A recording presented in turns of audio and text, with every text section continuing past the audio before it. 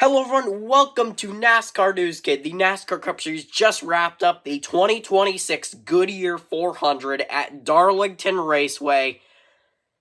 Where do we start? I'm just gonna say, unbelievable. Unbelievable what we just witnessed.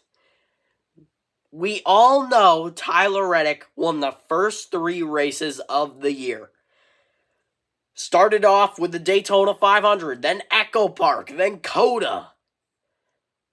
A very high-speed, long superspeedway, a short superspeedway, a road course. He didn't win Phoenix. Ryan Blaney won that. He didn't win Las Vegas. One of his team owners, Denny Hamlin, won that. Today, he shows up again. It's becoming a very, very popular trend in 2026. Tyler Reddick shows up, first of all, in qualifying, picks up the pole, even gets a few Darlington stripes while going after it for the pole. And Tyler Reddick wins the pole. He shoots out of a cannon, leads the first 45 laps, falls back due to strategy. He's having power issues with his car, needs to make a battery replacement, has to pit, goes to the back of the field with a penalty because he had to pit before pit road was open to change that as quick as possible and get that out of the way so they didn't have to focus on that. And then starts running. They get another bad pit stop. Very bad pit stop. Again, gets them back even further, back to the pack again, has to come back forward with all of that, and comes finally back to the lead with less than 30 laps to go. Passes the veteran, the guy who won here 2 years ago, the same race, passes Brad Keselowski with less than 30 laps to go, and wins. He's back in victory lane.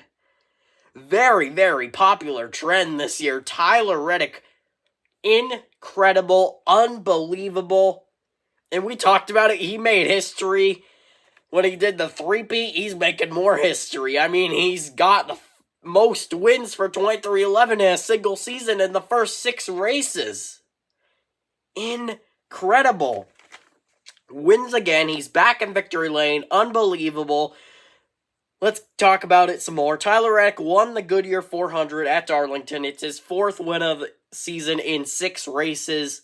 Again, breaks 23-11 season win record already, and we're only 6 races in, which is crazy to say.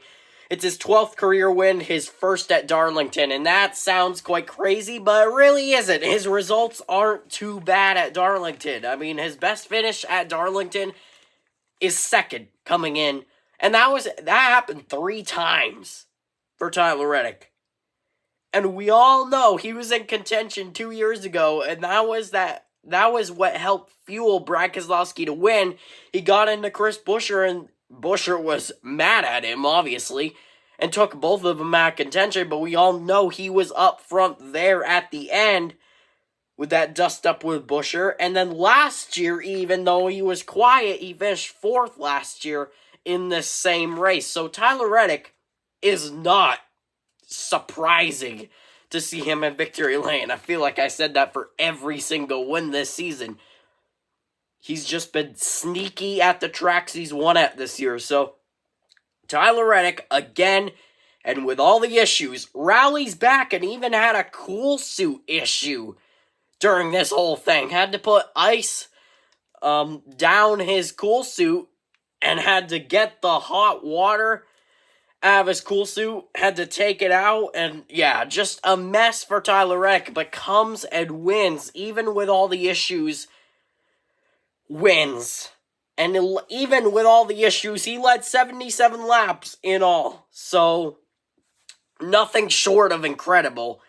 He had the best car all day, besides, the power issues, but that's out of his control, but still, best car all day. Let's get right to results here. Excuse me. Tyler Reddick first, picks up the win. 2nd for Brad Keselowski. He started top 5, top 10. I believe he started 5th.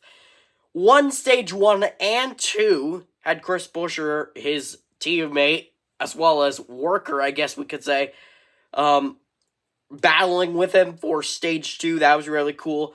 Led 142 laps, most dominant car all day, besides Reddick. Maybe if Reddick didn't have the issues, he would definitely be the dominant car. But Keselowski put the Biffles car up front, which was incredible to see as well. He wasn't the best car, but again, with all the Reddick issues and the circumstances, he made the best of it. And even second isn't that bad. He is way high in standings. We'll talk about that in one moment. But really good day for Keselowski and RFK as a whole. We'll talk about that in a moment.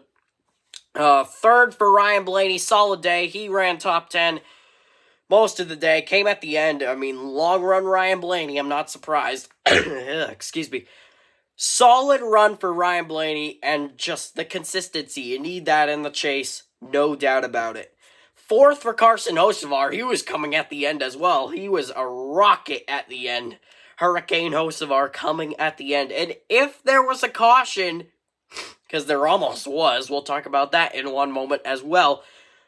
Could he have been a possible contender for the win? I think so. He was coming at the end like a rocket. Carson Hocevar, fourth. Again, solid results. It's all you need in this chase format.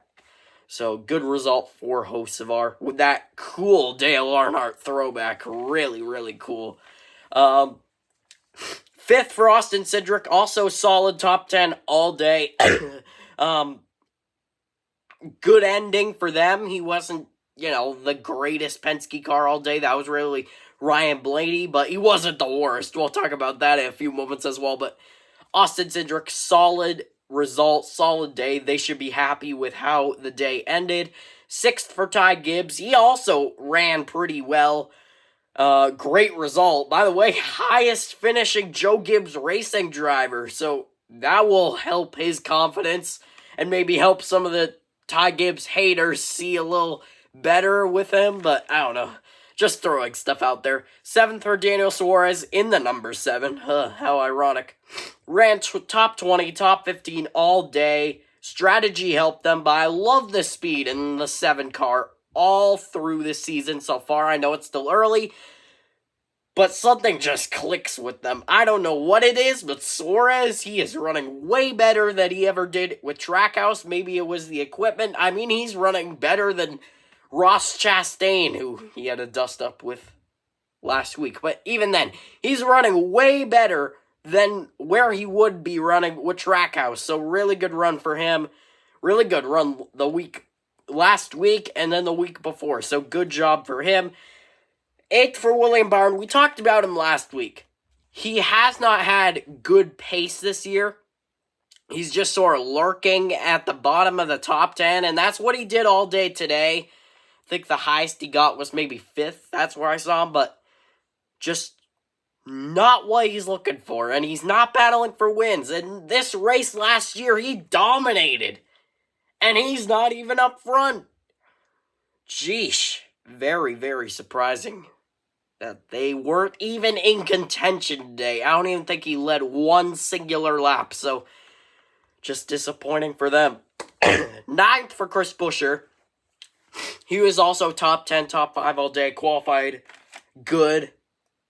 Had a dust-up with Tyler Reddick. Yep, very familiar sounding. That was a miscommunication. He was coming to pit road. Ultimately missed pit road that time around. But miscommunication, missed pit road. Reddick almost spun him. I mean, I guess you could say he spun him. But there wasn't a caution. He got back going. He understood the miscommunication, but overall, a great day.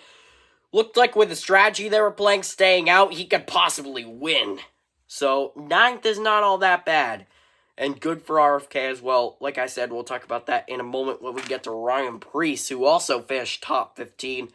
10th for Eric Jones, spun early after Denny Hamlin got contact with him. Solid rebound for him. Speaking of Denny Hamlin, he comes up 11th right behind Eric Jones, who was top 5 at one point, just did not have the pace this race, so good job for him with a solid result.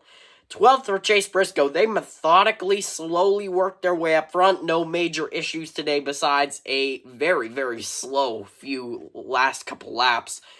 I believe he had a dust-up with Riley Herbst, so that knocked him down. Looked like he was going to get a top 5, but yeah, just got knocked down in the last few laps. And that was what looked like could have been the caution Hocevar or Blaney or Keselowski was looking for in the end, but did not happen, and Reddick picked up the win. 13th for Ryan Preece. This is where I want to talk about RFK.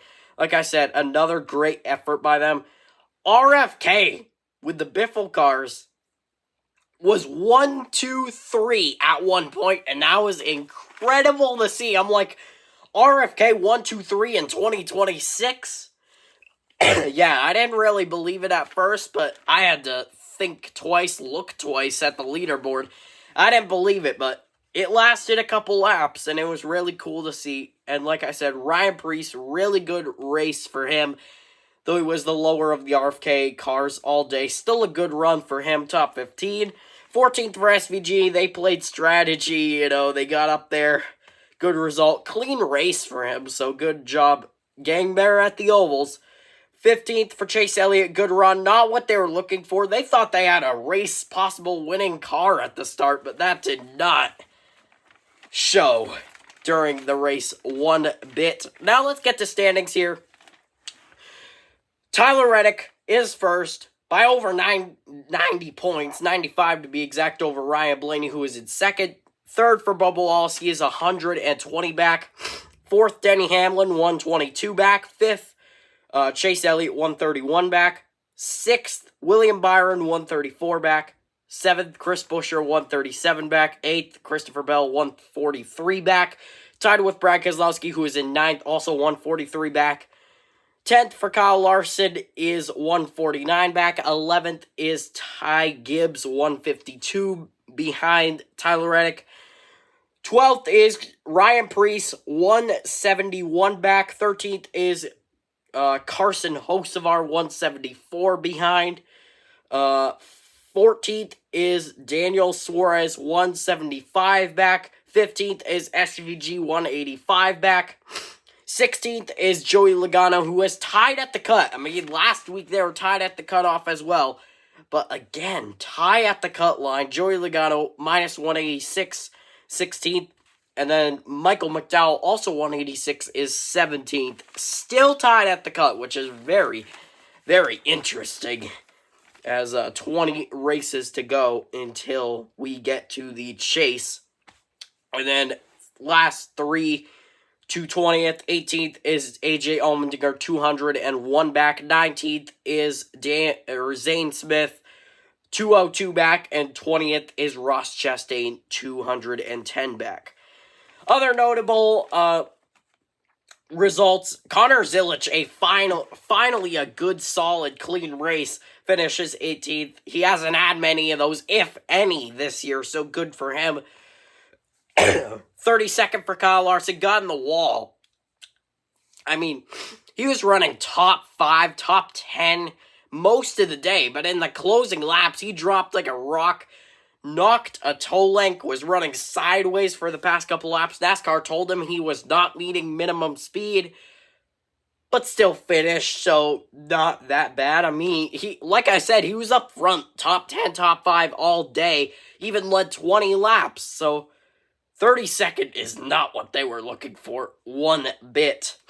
33rd for Logano, horrific day in all for that 22 team. They did not have the setup they wanted. They were lapped down from stage 1 to the end.